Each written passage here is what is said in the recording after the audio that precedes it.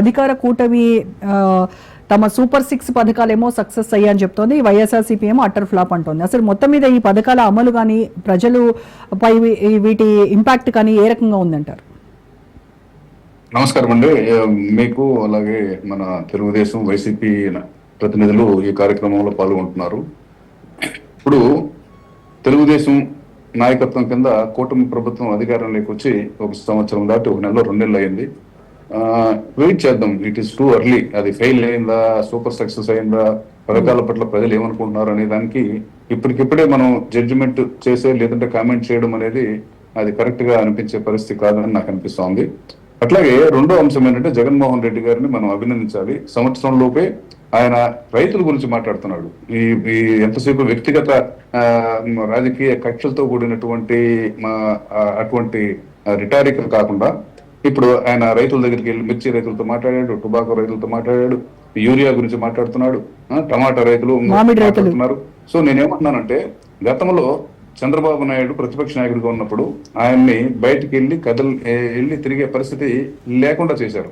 ఎక్కడికి వెళ్ళినా కానీ నిర్బంధానికి గురి చేశారు. ఆయన మన పెద్దిరెడ్డి రామచంద్రారెడ్డి గారి కాన్స్టిట్యున్సీలో ఆయన తిరగడానికి ప్రయత్నం చేస్తే పెద్ద ఎత్తున రాళ్లతో దాడి చేశారు. దయచేసి కూటమి ప్రభుత్వం కూడా ఇప్పుడు జగన్మోహన్ రెడ్డి గారిని ఒక ప్రతిపక్ష నాయకుడిగా జనంలోకి మాట్లాడినివ్వండి. జనం సమస్యలు ప్రతిపక్ష నాయకుడిగా ప్రజల తరపున ఆయన చెప్పనివ్వండి. చెప్తే కూటమి ప్రభుత్వం మీరేం చేయదలుచుకున్నారో ఏం చేస్తున్నారో చెప్పండి.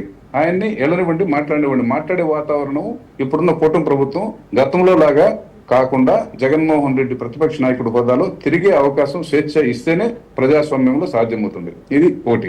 తర్వాత ఇప్పుడు మనం అర్థం చేసుకున్నది ఏంటంటే ఉపరాష్ట్రపతి ఎన్నిక జరిగింది. ఉపరాష్ట్రపతి ఎన్నిక విషయంలో చంద్రబాబు నాయుడు గారు కానీ లేదంటే జగన్మోహన్ రెడ్డి గారు కానీ వాళ్ళ ఎట్లా ఉంటుందంటే ఇటు సంక్రాంతి కోడిపుంజులు ఇక్కడ రాష్ట్రానికి వచ్చేటప్పటికి జాతీయ స్థాయిలో వీళ్ళ ఐక్యత వర్ధిల్లింది. ఇద్దరు కలిసి అక్కడ బీజేపీ అభ్యర్థిని గెలిపించారు. సంతోషం. అలాంటి ఐక్యతే రాష్ట్ర అభివృద్ధి విషయంలో వీళ్ళిద్దరూ ఎందుకు చూపడం లేదు? చూపిస్తే బాగుంటుంది. రాష్ట్ర అభివృద్ధి అంటే ఏమిటి? ఇప్పుడు సంవత్సరం క్రితము వరద వచ్చింది విజయవాడలో, సింగనగర్ ఆ ప్రాంతం అంతా కూడా మునిగిపోయింది, కంప్లీట్ గా మునిగిపోయింది. దానికి ఇంతవరకు కాంక్రీట్ గా ఒక నిర్దిష్టమైన ప్రణాళిక లేదు. శాశ్వత ప్రాతిపదిక మీద ఈ వరద నివారణ అనేది విజయవాడ కావచ్చు, రాజధాని ప్రాంతంలో కావచ్చు, నివారణ చేయడానికి ఎటువంటి ప్లాన్ మనం అమలు చేయాలి, ఆ ప్లాన్ కి ఎటువంటి నిధులు మన కేంద్రం నుంచి రాబట్టుకోవాలి అనే విషయంలో ఇటు రాష్ట్ర ప్రభుత్వంలో ఉన్నటువంటి ముఖ్యమంత్రి గారు కావచ్చు, లేదంటే ప్రతిపక్ష నాయకుడైన జగన్ గారు కూడా ఇలాంటి ఐక్యతే మొన్న ఉపరాష్ట్రపతి ఎన్నికలో ఎలాంటి ఐక్యత చూపించారో అలాంటి ఐక్యతే రాష్ట్ర ప్రయోజనాల విషయంలో చూపించి కేంద్రం నుంచి కనుక రాబట్టుకోగలిసిన నిధులు రాబట్టుకోగలిగితే కనుక ప్రజలు హర్షిస్తారు. తర్వాత ఇప్పుడు రాజధాని విషయంలోకి వస్తే కనుక మన జగన్మోహన్ రెడ్డి గారు ముఖ్యమంత్రిగా ఉన్నప్పుడు అక్కడున్న రాజధానిని నిర్వీర్యం చేశారు. దాన్ని 3 భాగాలుగా చేశారు. అది ఎంత తప్పో ఇప్పుడున్నటువంటి చంద్రబాబు నాయుడు గారు అధికారంలోకి వచ్చిన తర్వాత కంప్లీట్ గా రియల్ ఎస్టేట్ గా మార్చేశారు. నిజంగా 1,00,000 ఎకరాలు ఇవాళ రాజధానికి అవసరం అండి? 1,00,000 ఎకరాలతో ఏం చేయాలనుకున్నారా? రాజధాని నిర్మిస్తారా లేదంటే రియల్ ఎస్టేట్ వ్యాపారం చేస్తారా? ఇది మాత్రం నిజంగా ఈ రాజధాని నిర్మాణం కన్నా కూడా రియల్ ఎస్టేట్ వ్యాపారానికి ఉపయోగపడేటట్టుగా అనుకోవాల్సి వస్తుంది.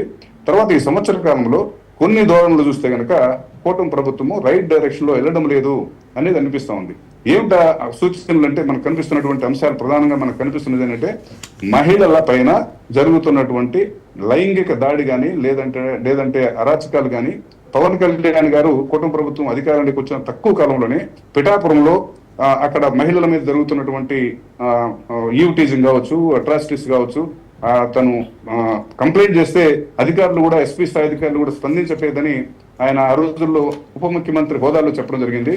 తర్వాత కాలంలో మనం తిరువురులో టీడీపీ ఎమ్మెల్యే చూసాం.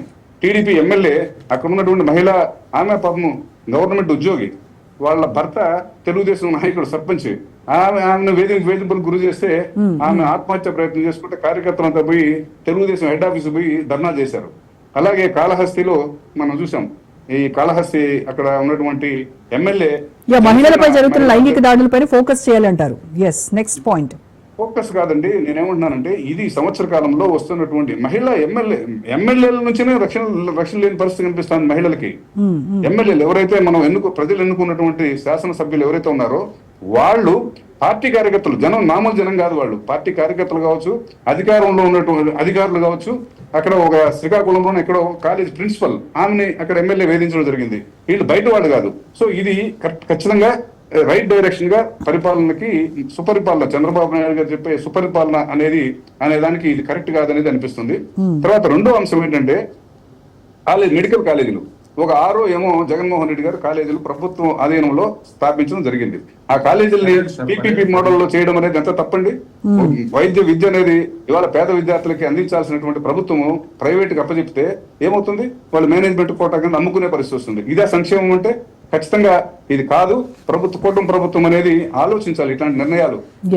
మొన్న ఈ మధ్య కాలంలో ఒక కర్నూలులో సోలార్ పవర్ ప్లాంట్ 1500 కోట్ల రూపాయల పవర్ ప్లాంట్ పెట్టడానికి ఒక పెద్ద పెట్టుబడిదారు వస్తే అక్కడ కమిషన్లు ఎక్కువ అడుగుతున్నారు. పెద్ద అధికారంలో ఉన్న పెద్దలని వాళ్ళు డ్రాప్ చేసుకుని వెళ్ళిపోవడం జరిగిందని సమాచారం వస్తా ఉంది.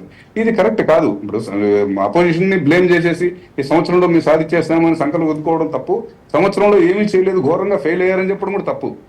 తర్వాత ఇంకొక అంశం ఏంటంటే, సరే ఇది సూపర్ హిట్టా లేదంటే సూపర్ ఫట్టా అనేది స్కీమ్ వదిలిపెడితే లోకేష్ గారు మాత్రం సూపర్ పవర్ గా గవర్నమెంట్ లో ఎదుగుతున్నారు. సంవత్సర కాలంలో ఇది ముఖ్యమంత్రి, ఒక షాడో ముఖ్యమంత్రిగా ఎమర్జ్ అవుతున్నారు. ఇది ఎంతవరకు కరెక్ట్? ఒక ఆయన ముఖ్యమంత్రి కొడుకు హోదాలో ఉండొచ్చు, కానీ ఒక ముఖ్యమంత్రి కన్నా కూడా ఎక్కువ స్థాయిలో ప్రొజెక్షన్ జరుగుతూ ఉంది. ఇవాళ ప్రధానమంత్రి నరేంద్ర మోడీ ఇంటర్వ్యూ సంపాదించాలంటే సామాన్యులకి ఎవరికి సాధ్యం కానటువంటి పరిస్థితి. ఈయన అక్కడ ఎయిర్పోర్ట్ లో ఎక్కంగానే అక్కడ దిగేటప్పటికి ప్రధానమంత్రి డోర్స్ అన్ని ఓపెన్ అయ్యి ఆయన ఇంటర్వ్యూ ఇస్తున్నారు. అమిత్ షా ఇంటర్వ్యూ ఇస్తున్నారు. అన్ని శాఖల కేంద్ర మంత్రులు ఆయన కలిసి రాష్ట్ర ముఖ్యమంత్రి సమర్పించాల్సినటువంటి విష్ లిస్ట్ అంతా కూడా ఈయన సమర్పించి చేస్తున్నాడు. రాష్ట్రంలోకి వచ్చేటప్పటికి మిగతా కేబినెట్ మంత్రులంతా కూడా డమ్మి అయ్యే పరిస్థితి వచ్చింది. మొన్న ఉచిత బస్సు పథకం స్కీమ్ ని ప్రారంభించినప్పుడు అక్కడ రామ్ ప్రసాద్ రెడ్డి అనుకుంటా రవాణా శాఖ మంత్రి, ఆయన ఎక్కడున్నాడు? కొత్త కూడా లేదు. మొత్తం అంతా కూడా ఈయనే లోకేష్ గారి నాయకత్వం కింద నడుస్తా ఉంది. ఇది అనేది ఒక కరెక్ట్ డైరెక్షన్ లో వెళ్తున్నట్టుగా అనిపించట్లేదు. ముఖ్యమంత్రి కాకుండా షాడో ముఖ్యమంత్రిగా పరిపాలన చేస్తున్నటువంటి పరిస్థితి కనిపిస్తా ఉంది. ఇదంతా కూడా ప్రభుత్వం సరిదిద్దుకుంటే కనుక జగన్మోహన్ రెడ్డి గారు మళ్ళా వచ్చే పరిస్థితి ఉండదు.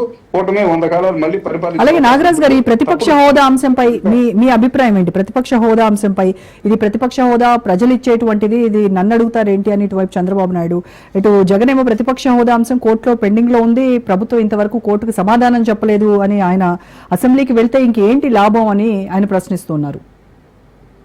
కాదండి, ప్రతిపక్షం హోదా ఇవ్వకపోతే జగన్మోహన్ రెడ్డి గారు అసెంబ్లీకి వెళ్ళరా? ఏమన్నా అసెంబ్లీ ఎన్నికల్లో ఏమైనా అటువంటి మ్యాండేట్ ఏమన్నా ప్రజలు ఇచ్చారా? నువ్వు ప్రతిపక్ష నాయకుడు అయితేనే అసెంబ్లీకి వెళ్ళు, మా వాడిని వినిపించు, ప్రతిపక్ష నాయకుడు కాకపోతే వెళ్ళొద్దని చెప్పారా? ఏమిటండి? మీకు మాట్లాడే అవకాశం శాసనసభ్యుడిగా మీకు ఇచ్చారు. ప్రజలకు ఎవరికి ఇవ్వాల? అరుదైనటువంటి అవకాశం. ప్రతిపక్ష నాయకుడిగా ప్రజల వాణిని మీరు వినిపించాలి. హౌస్కి వెళ్ళి మీరు వెళ్ళకపోవడం అనేది ప్రజాస్వామ్యంలో ప్రజలు ఇచ్చినటువంటి మ్యాండేట్ ని ఉల్లంఘించడం అవుతుంది. అది మళ్ళా అంటే ప్రతిపక్ష హోదా ఇవ్వకపోతే 175 మందిలో నేను కూడా ఒకలాగా మాట్లాడాలి, నాకు ఆ హోదా వస్తే నేను నా గొంతు ఇంకాస్త ఎక్కువగా వినిపించేటువంటి అవకాశం నాకు ఉంటుంది అని ఆయన డిమాండ్ చేస్తున్నారు. ఎక్కువ వినిపించేది ఏముందండి? ప్రజలు ఇచ్చింది అది 11 మంది సభ్యులు. నీకు ఇచ్చినటువంటి గొంతు అంతే. దానికన్నా పెంచు సభలో ఎవరు కాదన్నారు? ప్రతిపక్ష నాయకుడిగా మీకు మాట్లాడే ప్రతిపక్ష హోదా లేకపోతే ప్రతిపక్ష నాయకులు మాట్లాడరండి? చూసాం. వినండి. ఎందుకు ఇవ్వరండి? మనం చూసాం పాత రోజుల్లో మన సిపిఐ శాసనసభ్యులు ఎంతమంది ఉండేవారు? 5 మందో 6 మందో. బీజేపీలో ఎంతమంది ఉండేవారు? 1-2 విద్యాసాగర్ గారు, లేదంటే ఇంకా కొంతమంది ఉండేవాళ్ళు. సిపిఎం నుంచి కొంతమంది ఉండేవాళ్ళు. వాళ్ళంతా మాట్లాడేది నర్ర రాఘవరెడ్డి లాంటి వాళ్ళు మాట్లాడలేదండి.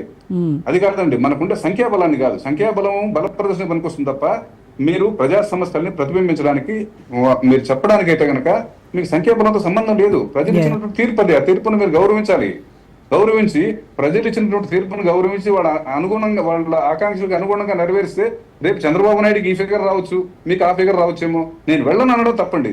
అది ప్రజాస్వామ్యంలో ప్రజలు ఇచ్చినటువంటి మ్యాండేట్ కి పూర్తిగా భిన్నమైనటువంటి ధోరణిది. రైట్, దాన్ని ధిక్కరించినట్టు కూడా అవుతుంది. రైట్ అండి, ఓకే.